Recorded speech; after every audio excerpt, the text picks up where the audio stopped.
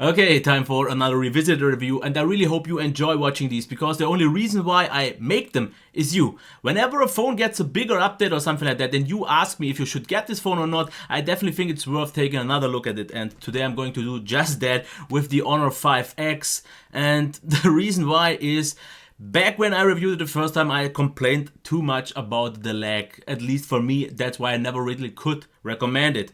And that's my main focus today. I'm not going into all the details because everything I said in my initial review is still legit, but I will focus on the performance and what I think of that device by now. And yeah, I would say let's get into that. In terms of build quality, I'm still super pleased because the metal back is great. It's still a little bit on the slippery side, but I think personally it's just one of the most beautiful phones out there just because of that. Yes, it's still a little bit more on the bulky side, and one-hand usability definitely isn't that great. Of course, it's a 5.5 inch and the bezels aren't super small, so that is something to keep in mind. But one thing that I don't like at all is this fingerprint smudge attracting protective screen. So take that off. It won't be really bad, or maybe get a third party one and you will enjoy it a lot more. But that's all I have to say. I still like it a lot.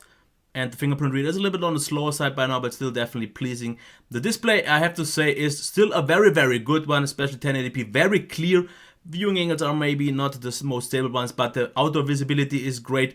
What is not as good as on other Huawei phones though is the calibration, because usually they are a little bit more saturated. This is just ever so slightly more, let's say, I wouldn't say really undersaturated, but less saturated. Maybe looks like it is washed out. Don't get me wrong, it's still a beautiful display, but it's not on the same level as something on the Honor 5C, Huawei P9 Lite and similar, but still better than most of the other ones out there. The sound's still absolutely legit.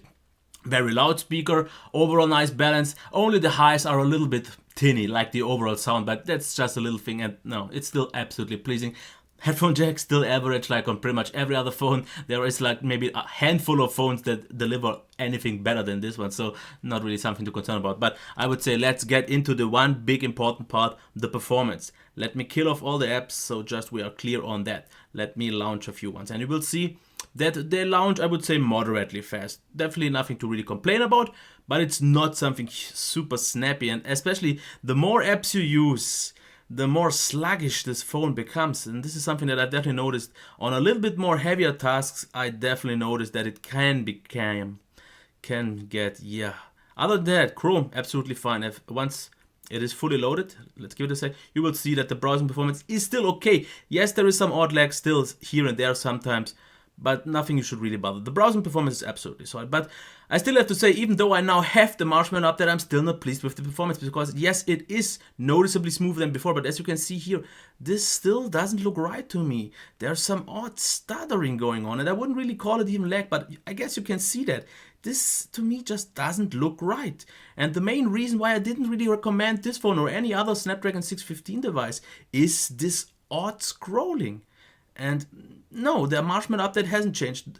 No matter how much people will tell me otherwise, I still think it just doesn't perform still all that well. Yes, it's better, and you can get used to that. The more for longer I used it, I accepted it kind of, but no, this is still something where I say this, in my opinion, just is an odd behavior.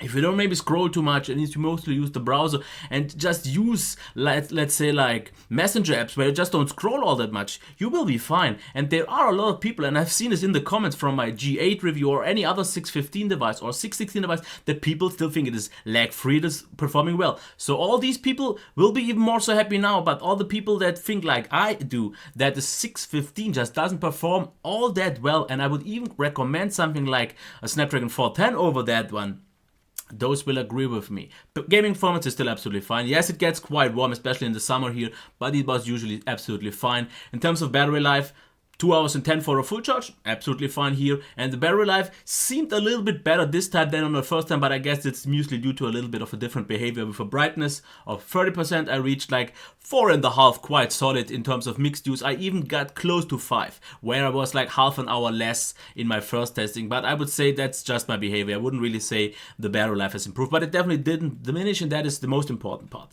In terms of software, I have to say not much to tell. Yes, we got the new update, and I've said this so many times already, because, yeah, okay, you can rearrange them now. You have the slightly different layout here, and you still have the old things like we did on other phones. As you can see here, this quick launch or what you ever would like to call it. The most important thing that changed for me is the recent apps, because I definitely prefer this one over the old card one. A lot of people still don't like it and would like something more stock-like, and you will get it once the nougat update will be out, because I've made a video about that. You can check that if you want to. But other than that, I definitely think it made some improvements, because you can still arrange the buttons, you have options for the notification panel and so on, but you could watch pretty much any other EMUI 4.0 device that I've reviewed. It's pretty much the same now. Of course, you will lose some other things.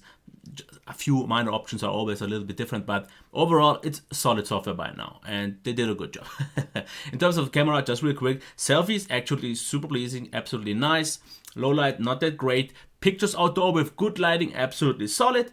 And the video camera is still not all that great. So this already gets me to my verdict, and I will give you the pros and cons. Don't take all the cons too hard, because sometimes I rather emphasize the cons a little bit more than the good ones. But don't get me wrong, it's still a nice phone, especially in terms of value. It still is super great. If you don't need the smoothest, most lag-free device, you will get something great, because the display is still nice, the in-hand feel is still good, even though a little bit bulky. Speakers are top. Battery is decent. Camera is okay if you don't expect too much, but there are downsides. Something like the finger smudging on the screen. The video camera isn't just all that great, and the rest isn't all that important, as I already showed you. Okay, things like the gyroscope and maybe no apps to SD will be a little bit of something that could annoy you over time, but I don't see this as an issue. So I wanted to keep this quick, and in the end I still have to say the value is there, but especially if you want to buy a phone at around $200, I would still recommend you to just get something like the Honor 5C. The overall experience, overall qualities are after all just better, and you notice that this is a newer phone, because the Honor 5C performed better, and things like display, in-hand feel, camera and all that was even better. And therefore the value is even better. I'm not saying that this is not a good buy. It is, especially if you can live with the trade-offs and you appreciate the bigger screen and so on. But in the end, there are noticeably better phones out there, especially even in this price range. And that's all I have to say. My opinion, just because of the update, really didn't change. And I can't quite understand how people can say that now with the Marshmallow update things improved, because they improved, but they are still not what they should be. And that's all I have to say. I hope you liked the revisited review of the Honor 5X. Give it a thumbs up, subscribe to my channel, and if you have anything to say, especially if you maybe have the Marshmallow update and you are happy with that, let me know what you think. And this would have been it. Okay, until next time, bye.